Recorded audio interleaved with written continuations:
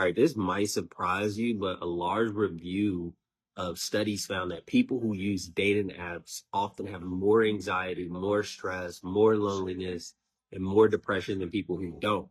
And this wasn't just one small study, it looked at 23 different studies with over 26,000 people. So, question: have dating apps ever made you feel worse instead of better? Comment yes or no. Here's what the research actually found. People who use dating apps tend to report more anxiety, more stress, more loneliness, and more symptoms of depression, especially compared to people who don't use dating apps at all.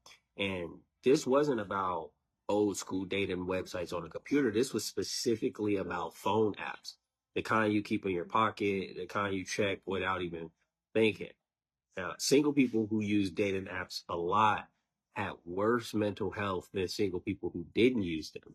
That matters because it means it's not just about being single, it's about how you're trying to connect. Now, the researchers were clear about one thing.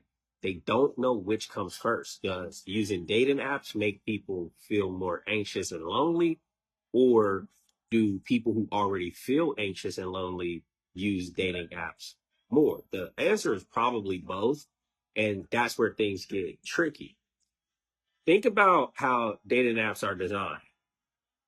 You swipe fast, you judge in seconds, you get matches one day, silence the next. That creates little emotional highs and lows over and over again. For some people, rejection on apps starts to feel personal, like something is wrong with them, even when it's not. And because apps focus so much on looks, people can start comparing themselves nonstop. That can hurt confidence. So if you've ever felt tired, drained, or discouraged after scrolling dating apps, you're not crazy. There's real data showing this. Experience is common.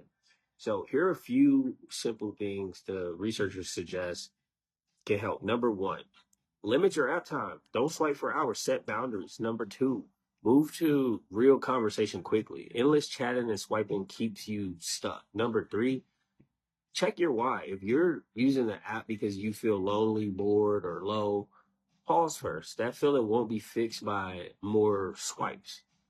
Dating apps aren't evil, but they are tools, and tools affect your mind whether you realize it or not. The key is awareness. Once you understand how something works, you stop letting it control you. So, question: have dating apps helped you, hurt you, or both? Comment your experience.